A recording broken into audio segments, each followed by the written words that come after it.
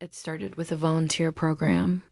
My university had partnered with the city to help clean and archive patient records from an old psychiatric hospital set to be turned into a museum.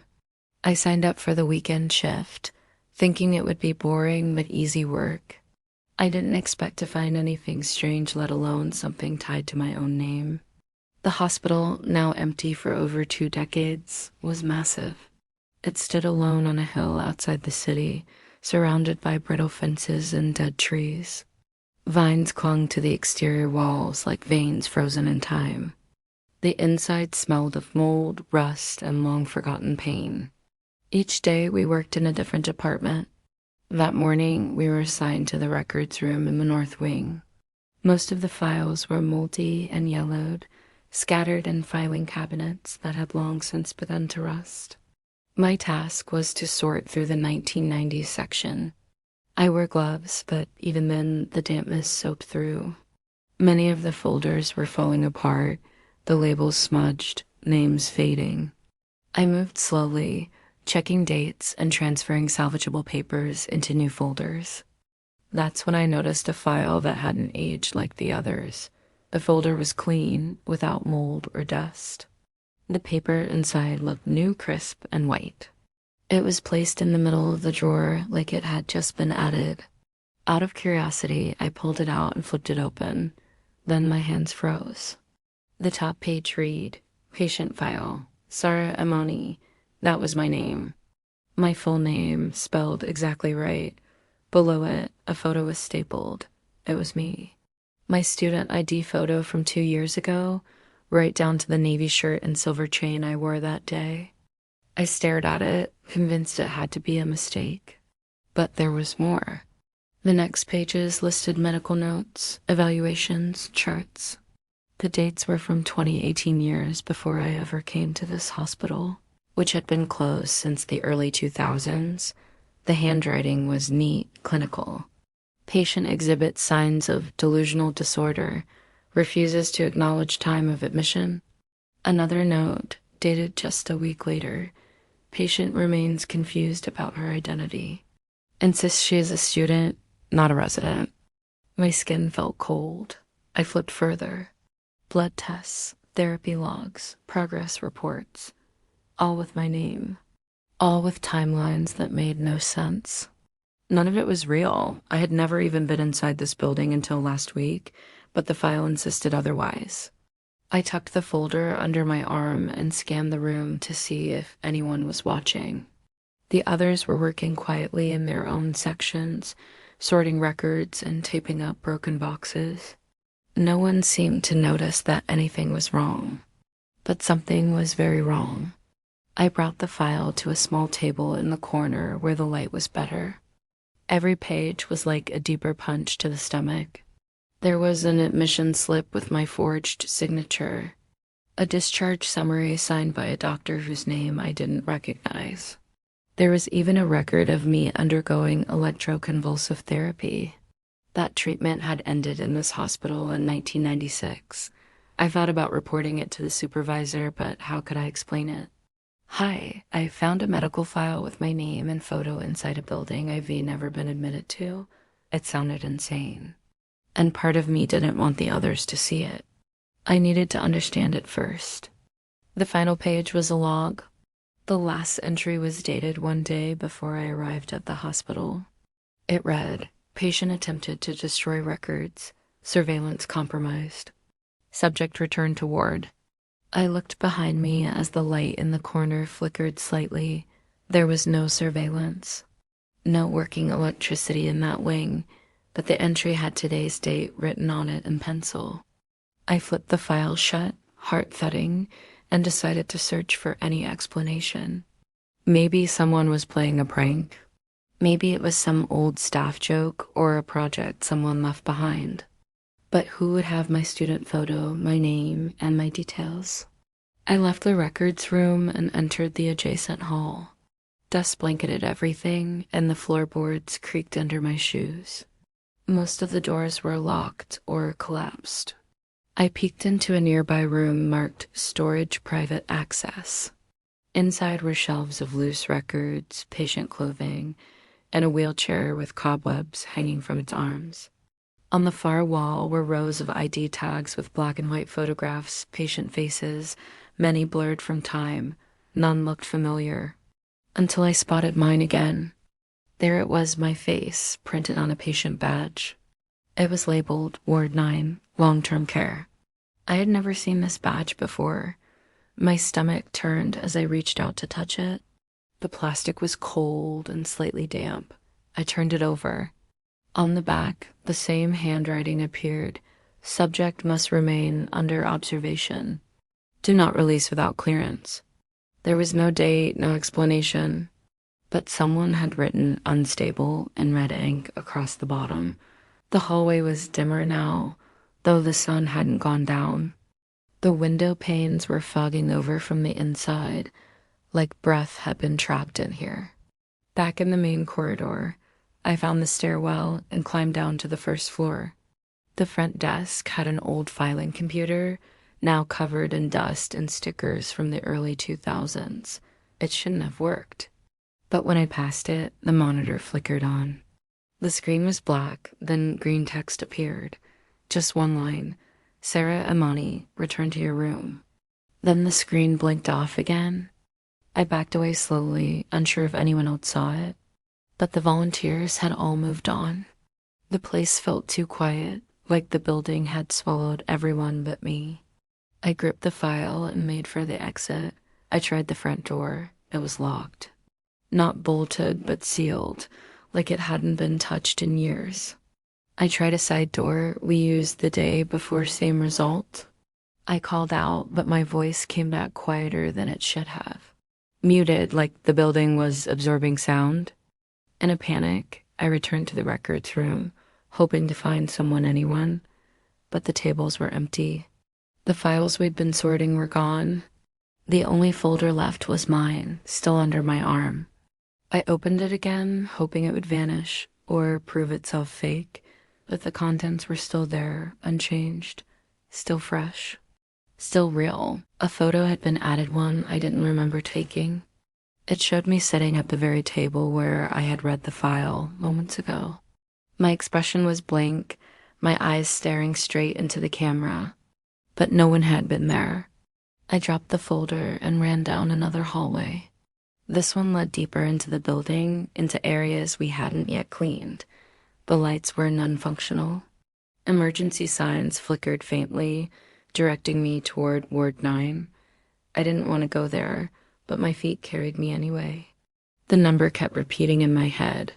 Ward 9, long-term care, unstable. Return to your room. Each word drummed into my chest. The hallway narrowed and dipped slightly, like I was walking below the building now. The walls changed from clean white to stained concrete.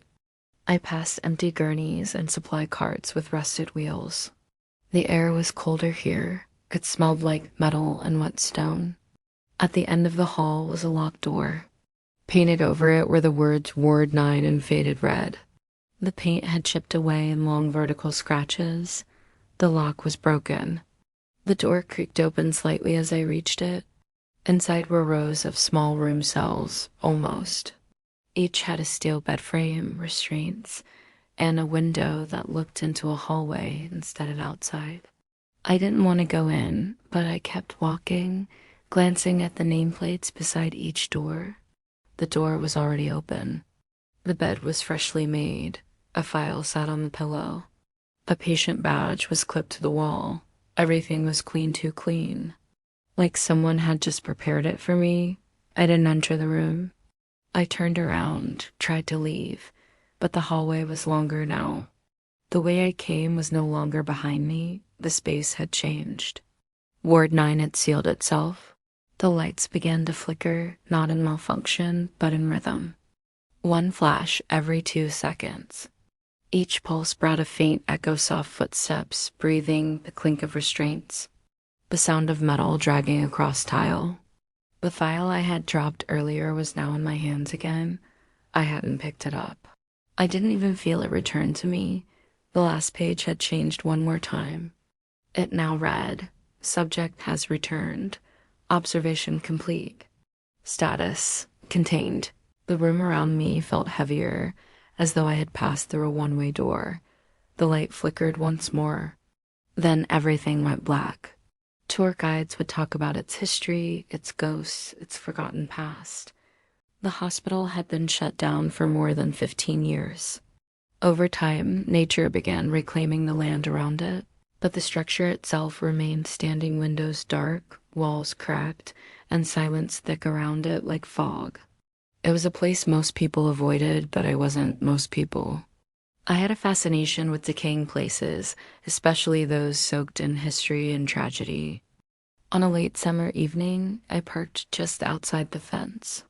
The sky was beginning to turn orange, casting the hospital in a strange glow that made the windows look like vacant eyes. I had been planning this visit for weeks. I wanted to explore the IQ, the top floor, where the worst cases were treated, and where, according to stories, several patients had mysteriously vanished before the hospital was shut down. I carried my camera and flashlight as I stepped over the broken gate. The air inside the hospital was heavy, filled with a mix of mold, rot, and something sharp I couldn't identify. My boots echoed on the linoleum as I passed rusted wheelchairs and overturned gurneys. The walls were covered in peeling paint and long-forgotten warning signs. But despite the decay, everything felt untouched. I made my way up the stairwell, carefully stepping over debris. The ICU was on the 5th floor. Every level grew colder, as if I were climbing into a freezer instead of a building. There was no electricity, but the fading daylight still leaked in through the windows. I could feel the pressure in the air shift the closer I got to the top. It was like the building didn't want me there. When I reached the 5th floor, the door at the top was slightly ajar. I pushed it open and entered a long hallway lined with patient rooms. Most of them had glass panels, so doctors could monitor the patients without entering. The glass was fogged from age, stained in places, but intact. My boots crunched over broken tiles as I walked slowly, flashlight beam cutting through the dust. I began taking photos. The rooms were still furnished beds with torn mattresses, the fourth stands rusted in place, heart monitors that had long since died. I paused at each window, curious but cautious. I didn't expect to see anything, of course. These places were ruins, but then I noticed something strange in one of the windows at the far end. It was the reflection of a face, pale, almost gray, with eyes sunken deep and lips too thin. It appeared for only a second, then vanished. My heart jumped, but I kept walking, telling myself it had to be the lighting, a trick of the glass. Still, I moved slower now, my camera hanging still at my side. I stepped into one of the rooms, the one where I thought I saw the reflection. The room was colder than the others, and the air felt thicker, like I was breathing through cloth. There was nothing unusual inside, just more decay, more silence. But the window on the opposite wall looked out into the hallway. I stared at it, remembering exactly where I had seen the face. There was nothing in the hallway now, no figure, no movement. But as I turned back toward the room, I caught the reflection again. This time, it was behind me closer. I spun around quickly, but the hall was still empty. The reflection had disappeared again. My skin prickled as I stepped out, suddenly hyper-aware of every sound, every echo, every creak in the floorboards. I continued down the corridor, but something felt different. The air wasn't just cold, it was dead. No breeze, no scent of dust anymore. Only that sharp smell from earlier, stronger now, like metal or old blood. I passed another room and noticed the window was shattered from the inside, as if something had tried to escape. Dried stains marked the floor beneath it. Further down the hall, I found a nurse's station. Papers were still scattered across the desk, most too water damaged to read, but one stood out. A shift report that ended abruptly in the middle of a sentence.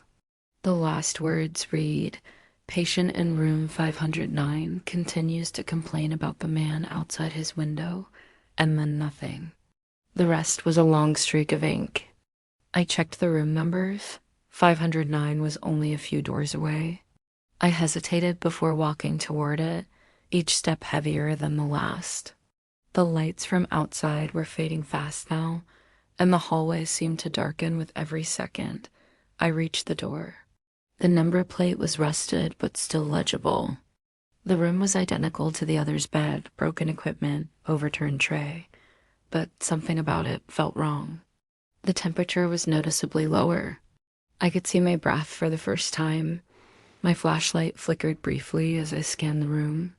The window looking out to the hall was intact. I approached it slowly and looked in. This time, the face was waiting for me. It was clearer now. Male, gaunt, with hollow eyes that stared directly into mine. His mouth was slightly open, not moving, but tense, like caught in a silent scream. I stepped back quickly, heart pounding.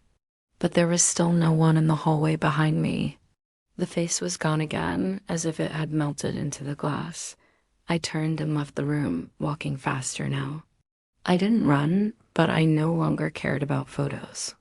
I only wanted to get back to the stairs, but as I passed each window, I felt eyes on me.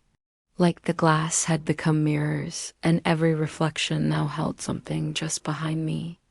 At the end of the corridor, I reached the door to the stairwell. I pushed it open, but it resisted. Not locked, but stuck. I pushed harder, shoulder against the metal, until it creaked and gave way. The stairwell beyond was pitch dark. My flashlight beam stretched barely 10 feet before dissolving into black. I started descending quickly. The temperature didn't rise. If anything, it got colder the farther down I went. I was halfway to the 4th floor, landing when I felt something brush past me, soft but unmistakable. My heart raced. I looked around, flashlight trembling in my hand, but saw nothing. Only dust swirling unnaturally in the beam. I reached the 3rd floor and pushed open the door. It opened easier than the last. I stepped into the hallway, planning to cut across and use the other stairs, but something caught my eye. A window at the far end of the hall had fogged over completely, except for a perfect handprint pressed into the glass from the inside. The fingers were long, unnaturally so. The palm looked stretched, distorted. I stared at it, but didn't go closer. I turned and moved quickly toward the next stairwell, refusing to look into any more windows. My camera was still hanging from my neck, but I hadn't touched it in over an hour. I didn't want any record of what I was seeing. On the 2nd floor, the lights flickered as I passed. I didn't remember lights ever working at all. A soft hum began to grow in the walls, low, mechanical, like machines starting up after years of silence. I passed an old operating theater with doors slightly open. From the corner of my eye, I saw a shadow move across the glass. When I looked directly, nothing was there. The 1st floor was the worst. The hallway was lined with storage rooms, and the smell was unbearable, like decay and dampness had merged into something toxic. I walked faster now, feeling dizzy, legs numb. I didn't stop. I kept heading for the exit, praying it would be open. But when I reached the lobby, the doors were still sealed. The sky outside was now deep blue, almost black. The final rays of sun were gone. I reached for my phone, desperate for light, for time, for anything, but the screen was dead. I hadn't turned it off. The battery had simply gone. I stood in the center of the lobby, unsure what to do. Then I saw it again dot the face, but this time not in a reflection. It stood on the other side of the front door, looking in. The same pale face, sunken eyes, mouth barely open. No breath fogged the glass, no movement except those eyes watching me, following me. I backed away slowly. The lobby had mirrors on each side, old and cracked. In each one, the face appeared again. Now in every reflection surrounding me, the mirrors trembled slightly, as if vibrating with something just behind the surface. I couldn't look anymore. I turned and ran into the hallway again, deeper into the building. I didn't care about direction anymore. I only knew I had to get away from those eyes. But the halls changed as I moved turns that weren't there before, rooms where none should be. The hospital was shifting. I opened a door at random, hoping to hide. It was a patient room, but this one was untouched. Clean, pristine, sheets perfectly made, no dust. On the wall hung a photo. Black and white, faded, but I recognized the figure in it. It was the man from the window. Same eyes, same face. Standing next to an ICU bed with no patient in it, I looked at the bed in the room again. There was now an outline on it. A dent in the mattress, fresh, like someone had just gotten up. I stumbled back into the hallway and slammed the door shut. The lock clicked behind me on its own. The halls were dark now. My flashlight died without a warning flicker. The silence returned, thicker than before. But it was broken every few seconds by a distant tapping light, rhythmic, like someone gently knocking on glass. Not from a single direction, from everywhere. I moved slowly now, breathing shallow, no longer thinking. I passed another window and didn't mean to look, but I did. This time the face was closer, nose to glass. Its eyes wide.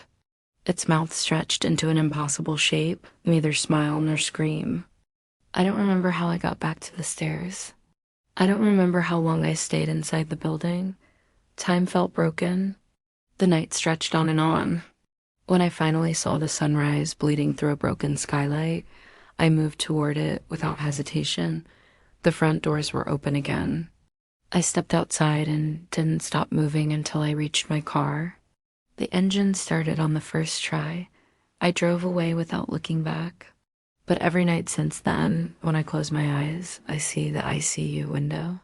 And the face inside, still watching, still waiting, still there. The old hospital on the outskirts of the city had always fascinated me. It was the kind of place that drew people in, not for what it offered, but for what it had left behind. Closed down in the late 1990s, it still stood untouched, its walls stained with time and silence. No renovation crews ever came. No government ever tried to demolish it. I'd explored abandoned places before, but this one was different. It wasn't just the stories or the history, it was the atmosphere. A constant heaviness hung around it, as though the building itself didn't want to be forgotten. I had heard rumors about the operating rooms. People said they were locked since the last shift. Some claimed the rooms were still exactly as they had been the day the hospital shut down. I entered through a broken emergency exit behind the east wing. The hallways were dark and filled with dust thick enough to dull even the strongest flashlight. Wallpaper peeled in sheets and mold grew in silent patches on the floor. The walls whispered with every footstep I took, and the further I went, the more it felt like I was trespassing on something sacred. I followed an old map someone had posted online, a hand-drawn sketch showing the main surgery floor on the 3rd level. As I climbed the stairs, the air became colder and tighter, like walking into a sealed chamber. On the 3rd floor, most of the doors had long since rusted shut, but at the very end of the hallway was one marked Operating Theater 3. Unlike the others, this door was slightly open. A thin line of light spilled out onto the dust-covered floor, even though the building had no power. I hesitated, but curiosity always had a stronger pull on me than fear. I stepped through the door and into the room beyond. The air was different inside, cold but not stale. It smelled like metal, chemicals, and something faintly organic. The operating table sat in the center, surrounded by equipment on rusting wheels. Overhead, the large surgical lights still hung, tilted slightly like a frozen audience staring down. But what chilled me was the tray beside the table. Surgical tools were lined up in perfect order: scalpels, clamps, scissors, all gleaming under the light, and they were wet.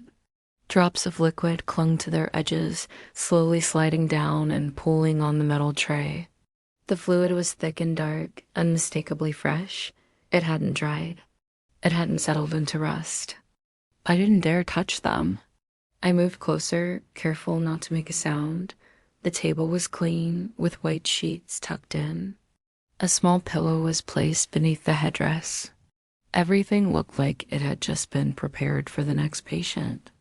There was no dust, no cobwebs, no sign of time at all. Beside the table, an old anesthesia machine stood plugged into nothing. The hoses dangled over the side, but the mask had been placed neatly on the pillow, as if someone had just left and would return soon. My breath fogged in the cold air as I backed away, every instinct screaming that I shouldn't be here. I turned to leave, but my eye caught something on the wall near the observation window. A clipboard hung from a nail, and papers fluttered as though touched by wind I couldn't feel. I stepped closer and read the top of the document. It was a surgical schedule for the final week before the hospital's closure. Most of the entries were scratched out, except one, dated the day of closure. The patient's name was missing, just a blank line. The procedure was listed only as Procedure 9, Deep Isolation. I had never heard of that term before. No one in any medical book used it. Below it, a red stamp read, "Do not reschedule." I looked toward the far side of the room and noticed a door I hadn't seen before. It was smaller than the others, barely wide enough for a person. Above it, a flickering red light buzzed faintly, casting shadows that twitched without movement. Something about that door drew me in, even as the rest of my body tried to turn away. I crossed the room slowly. My boots made no sound on the floor, like the space absorbed every noise. When I reached the door, I tried the handle. It opened with a soft creak, revealing a narrow corridor lined with white tiles. The walls were stained in places, but the floor was clean, too clean. The corridor led to a smaller room, windowless and dim. It looked like another operating space, but stripped bare, no table, no equipment.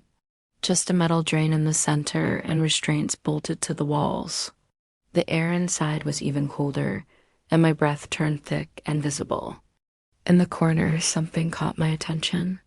A small cabinet, door slightly ajar, revealed more surgical instruments, still clean, still wet. On the wall beside it, names had been scratched into the tile. Some were first names, others just initials. They were written in real clear order, and some were crossed out violently, deep gouges cutting into the ceramic. I turned around quickly, suddenly aware that I wasn't alone. I couldn't hear anything, but I felt it something behind the silence. Like breath just out of earshot, movement just outside the beam of my light. I backed away from the cabinet and left the room, returning to the operating theater dot. But when I stepped back through the door, everything had changed. The lights were on. Not the dim glow from before, but bright fluorescent light filled the room from above. The tray was still there, but the instruments were gone. The table was occupied.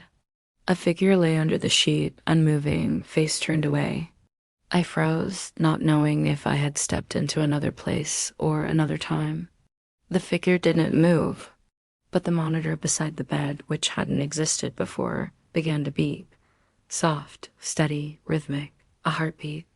I stared at the screen, watching the green line bounce in time with the sound. Then, without warning, the rhythm changed. The beeping grew erratic. The heartbeat spiked, then dropped. The line flattened. One long, continuous beep filled the room. I stared at the body on the table, but still it didn't move. A second later, the lights blinked and went out again. Darkness returned like a flood. I fumbled with my flashlight, but it wouldn't turn on. I stood in the cold silence, surrounded by shadows that felt closer now. The scent of metal grew stronger. My skin tingled with a sensation like static, and I realized something else had changed. The door I had entered through was no longer behind me. Only the small door to the narrow corridor remained. I didn't want to go back through it, but it was the only path. I pushed the door open and stepped into the hall again. This time, the tiles felt warmer under my feet. The light at the end of the hall flickered more violently, casting fast-moving shadows that didn't match my movements. I hurried down the corridor and entered the smaller room once more. Now there was something lying beside the drain. Piece of cloth, soaked, dark red, still wet. I stepped back, heart racing, but my boots squelched on the tile, and I looked down. The floor was no longer dry. A thin film of red liquid coated it, flowing slowly toward the drain like it was alive. I turned and fled from the room, sprinting down the hallway, not caring where I ended up. When I burst through the door, I was back on the third floor. The hallway outside the operating theater was silent, but the temperature had dropped even further. My breath came in sharp clouds. The windows along the hallway were fogged, except one dot at the far end. A handprint appeared on the glass.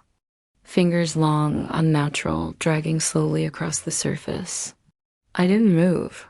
The handprint slid down the window, as if the person on the other side was collapsing.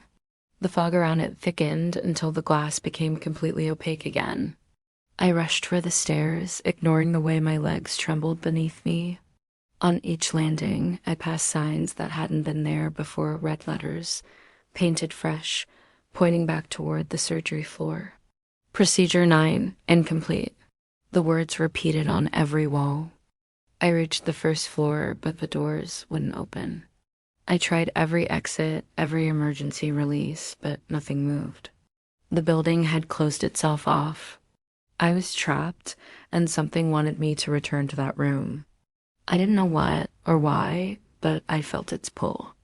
Eventually, I gave up on the exits and found a janitor's closet. I locked myself inside, sitting on the floor, heart pounding. For hours, I listened to the building breathe. Not literally, but the walls expanded and contracted like lungs, groaning in waves. Pipes rattled without rhythm. Somewhere in the distance, metal scraped on tile. I must have dozed off because when I woke up, it was morning. Sunlight peeked through a broken window nearby. I pushed the closet door open. The hallway looked normal again. Dusty, decayed, silent. I found an exit door hanging loose and slipped out without looking back. At home, I checked the camera. Most of the images were blurry, corrupted, except one. It showed the operating table lit by bright lights. On it was a body. The face was turned toward the lens, and it was mine. My own face, eyes closed, mouth slightly open. In the photo, surgical tools were laid out beside me, still wet, ready for use.